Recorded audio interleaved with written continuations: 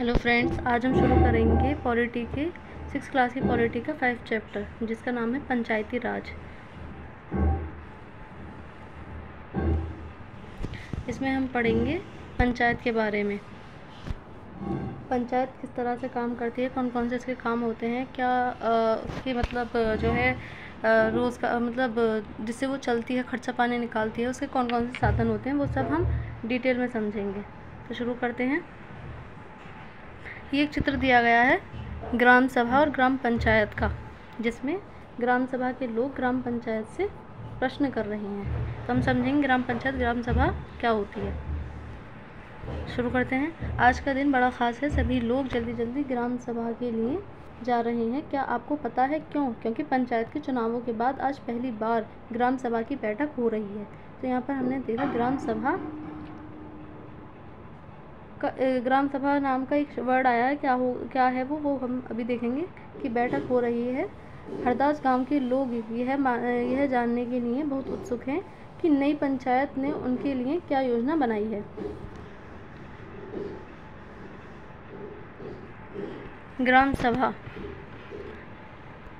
पहले हम ग्राम पंचायत के बारे में देख लेते हैं, जो कि यहाँ पर दिया गया है। ग्राम सभा एक पंचायत के क्षेत्र में रहने वाले सभी वयस्कों की सभा होती है।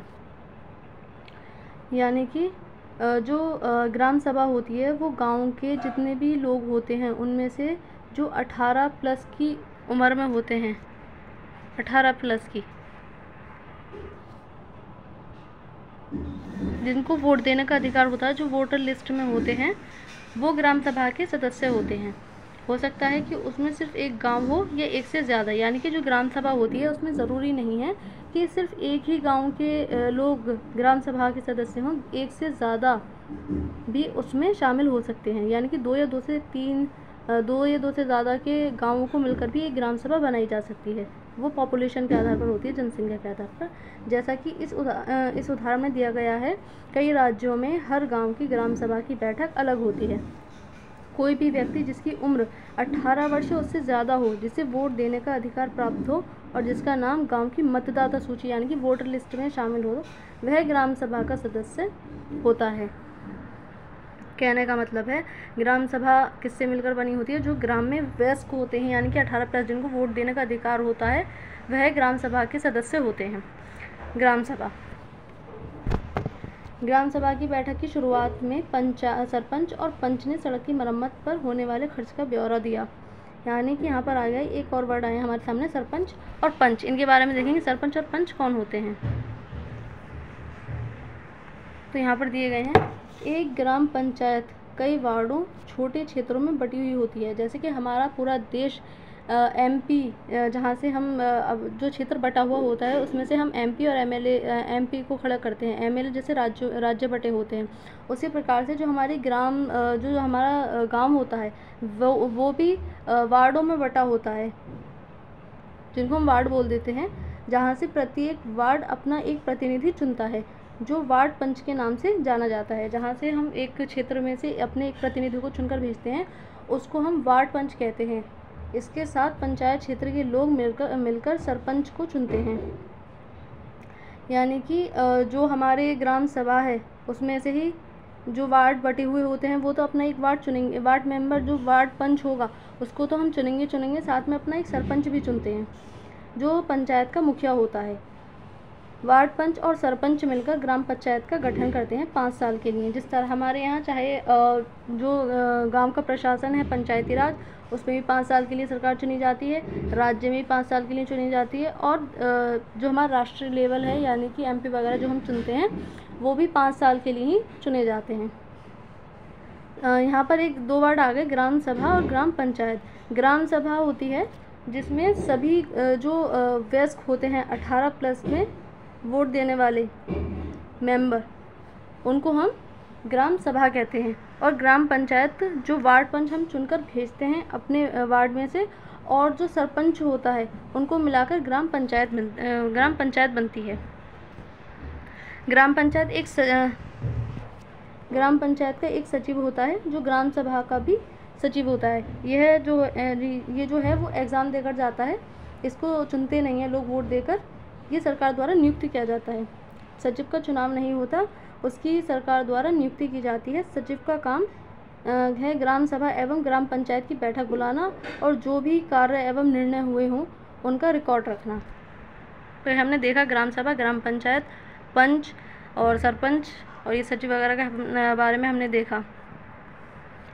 यह सड़क गांव को मुख्य सड़क से जोड़ती है, जो कि उनके काम यहाँ पर काम के बारे में बताए गए हैं, कौन कौन से काम पंचायत करवाती है। तो यह सड़क गांव को मुख्य सड़क से जोड़ती है। इसके बाद पानी की कमी पर चर्चा होने लगी। गांव में रहने वाली तिजिया ने बोलना शुरू किया, हरदास गांव में पानी की कमी की समस्या बहुत बढ़ गई है। हैंडपंपों का पानी ज़मीन में बहुत नीचे चला गया है। मुश्किल से हैंडपंप में थोड़ा बहुत पानी आता है। औरतों को 3 किलोमीटर दूर सुरू नदी से पानी लेने जाना पड़ता है। तो यहाँ पर हमने देखा सड़क की समस्या, जो रोड होते हैं उनकी समस्या, आने जाने की समस्या और पानी की यहाँ पर समस्या के बारे में चर्चा हो रही है।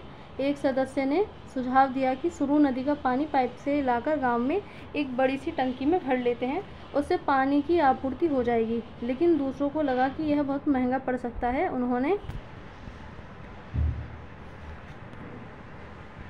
उन्होंने कहा कि इस साल के लिए हैंडपंप और गहरे कर लेते हैं और कुओं को साफ कर लेते हैं।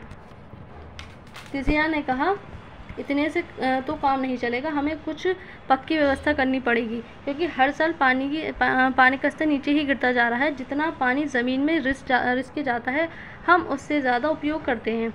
ग्राम सभा के दूसरे सदस्य अनवर ने तब सबको बताया कि उसने महाराष्ट्र के एक गांव में पानी संरक्षण के नए तरीके देखे हैं। वह उस गांव में अपने भाई से मिलने गया था। उसको जल संवर्धन विकास कार्यक्रम वाटरशेड कहते हैं। उसने सुना था कि सरकार ने इसके लिए पैसा भी दिया था। उसके भाई के गांव में लोगों ने पेड़ लगाए थे, नालों पर चेक डैम यानी छोटे छोटे बांध बनाए थे एवं टंकियां बनाई थी। सबको अनवर का यह विचार बड़ा अच्छा लगा और सबने ग्राम पंचायत को इसके बारे में पता करने के लिए कहा। तो हमने देखा ना सिर्फ ग्राम सभा के जो मेंबर होते हैं, जो लोग होते हैं, वो वोट देकर अपने प्रतिनिधि को चुनते हैं, अपितु उसमें भागीदारी करते हैं, अपना सुझाव देकर भी, उनसे प्रश्न कर भी। ग्राम सभा में चर्चा के लिए अगला मुद्दा था गरीबी रेखा के नीचे आने वाले लोगों की सूची पर स्वीकृति लेना। जैसे ही सूची में दर्ज नाम पढ़ने शुरू किए गए, लोगों के बीच खुसर-पुसर होने लगी। नटवर ने हाल ही में तो एक रंगीन टेलीविज़न खरीदा है और उसके बेटे ने एक नई मोटरसाइकिल भी भेजी है। वह गरीबी रेखा के नीचे कैसे हो सकता है? सूरजमल ने अपने पास बैठे आदमी से धीरे से कहा। सरोज ने सूखीबाई से कहा, बिरजू का नाम इस सूची में कैसे आ गया? उसके पास तो इतनी ज़मीन है, इस सूची में तो सिर्फ गरीब लोग होने चाहिए।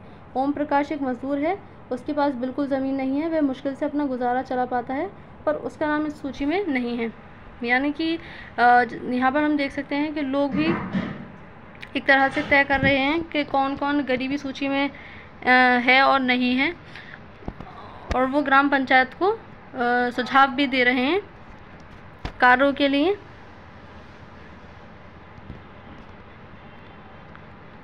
ग्राम पंचायत पूरे गांव के हित में निष्पक्ष रूप से काम कर सके, इसमें ग्राम सभा की महत्वपूर्ण भूमिका है। ग्राम सभा की बैठक में ग्राम पंचायत अपनी योजनाएं लोगों के सामने रखती है। ग्राम सभा पंचायत को मनमाने ढंग से काम करने से रोक सकती है। साथ ही पैसों का दुरुपयोग एवं कोई गलत काम न हो, इसकी निगरानी भी करती है। इस तरह से ग्राम सभा चुने हुए प्रतिनिधियों पर नज़र रखने और लोगों के प्रति उन्हें जिम्मेदार एवं जवाबदेह बनाने में बहुत ही महत्वपूर्ण भूमिका निभाती है। यानी कि हमने देखा कि जो ग्राम सभा होती है वह चुनकर अपने प्रतिनिधियों को तो आगे लाती ही है, साथ में उनसे प्रश्न भी कर सकती है, पैसे का दुरुपयोग होने से भी रोक सकती है और काम के लिए उन्हें सुझाव भी दे सकती है। यानी कि पूरी भूमिका अपनी निभाती है ग्राम सभा। और यहाँ पर इसी तरह से स्टोरी दी गई है।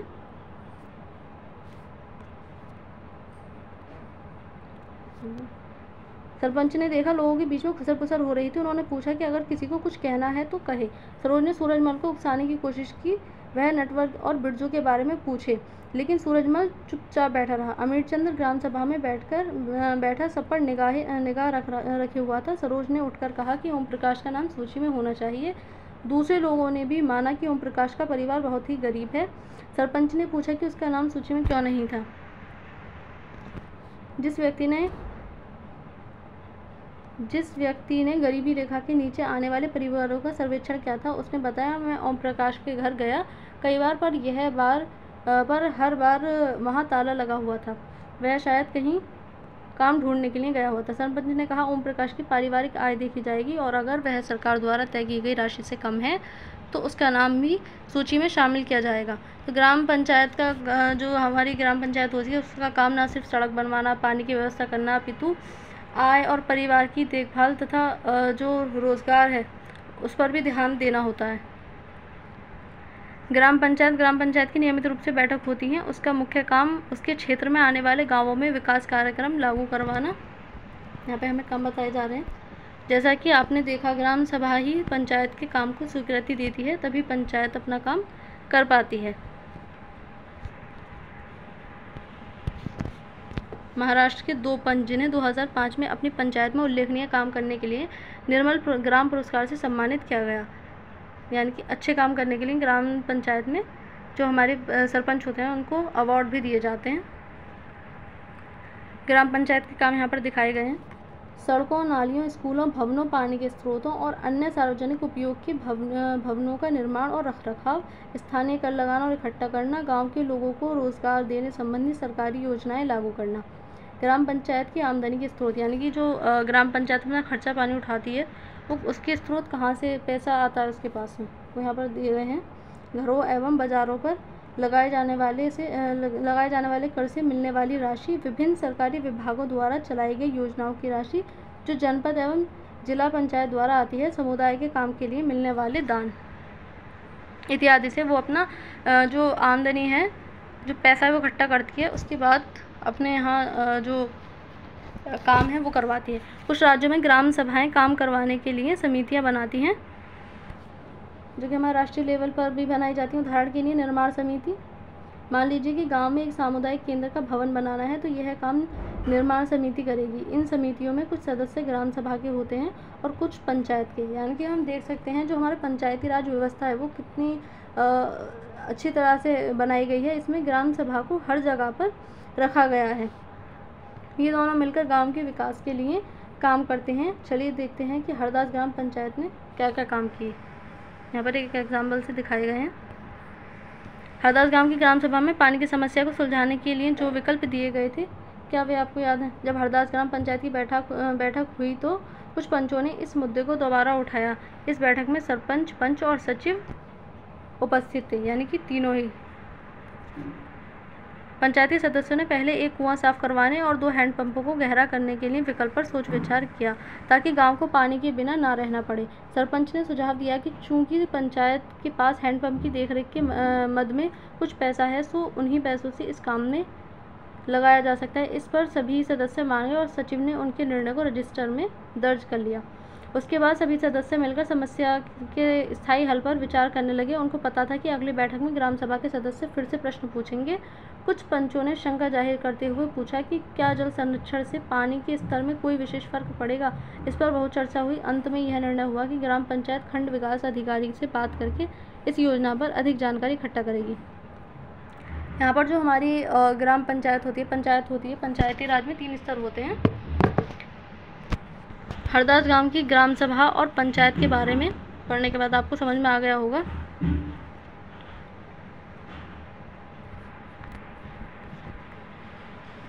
पंचायती राज व्यवस्था एक ऐसी प्रक्रिया है जिसके द्वारा लोग अपनी सरकार में भाग लेते हैं। ग्रामीण क्षेत्रों में ग्राम पंचायत लोकतांत्रिक सरकार का पहला स्तर है। तो हम देख सकते हैं कि जो हमारा पंचायती राज है वो लाया ही इसलिए गया था ताकि बिल्कुल ज़मीनी स्तर पर काम हो सके और लोग सीधे उसमें भागीदारी कर सकें। ग्राम पंचायत ग्राम सभा के प्रति जवाबदेह होती है, क्योंकि ग्राम सभा ही ग्राम पंचायत को चुनती है, इसलिए वो उस पर प्रश्न भी कर सकती है। और जो ग्राम पंचायत होती है वो ग्राम सभा के प्रति जवाबदेह होती है, क्योंकि ग्राम सभा के लोग ही उसको चुनते हैं। पंचायती राज व्यवस्था में लोगों की भागीदारी 2 और स्तरों पर होती है। ये सबसे निचला स्तर होता है जो हमारी ग्राम पंचायत होती है। ग्राम पंचायत के बाद जो दूसरा आता है वो होता है स्तर विकास खंड, जिसको इसे जनपद पंचायत या पंचायत समिति कहते हैं। इसको ब्लॉक लेवल का स्तर भी कह देते हैं। एक पंचायत समिति में कई ग्राम पंचायतें होती हैं। जिस तरह से हमने देखा था कि एक या एक से ज़्यादा गांव मिलकर ग्राम सभा बनाते हैं, उसी तरह से ग्राम पंचायत एक पंचायत समिति में कई ग्राम पंचायत होती है, यानी कि 2 या 2 से ज़्यादा ये कई जो हमारी पंचायत हैं, पंचायत समिति मिलाकर ग्राम पंचायतें बनाती हैं। पंचायत समिति के ऊपर ज़िला पंचायत या ज़िला परिषद होती है, जिसको हम नगर निगम कह देते हैं। यह तीसरा स्तर है। ज़िला परिषद एक ज़िले के स्तर पर विकास की योजनाएं बनाती है। पंचायत समिति की मदद से ज़िला परिषद सभी पंचायतों में आवंटित राशि के वितरण की व्यवस्था करती है, यानी कि जो सरकार की तरफ से ज़िला परिषद को राशि मिलती है उसमें से वह तीनों का बंटवारा करती है, ब्लॉक स्तर का भी और ग्राम पंचायत का भी। तो ये कुछ इस तरह का स्ट्रक्चर होता है। सबसे जो ऊपर होता है इसमें ज़िले का होता है, फिर ब्लॉक स्तर का होता है,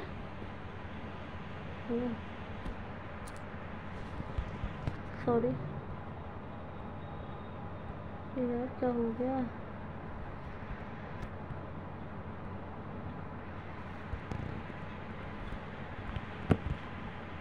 सॉरी। फिर जो पहले तो ज़िले का होता है सबसे ऊपर इन तीनों में, और फिर ब्लॉक स्तर का होता है, और सबसे लास्ट में जो होता है वो हमारा गांव का होता है। गांव का प्रशासन हम देख सकते हैं।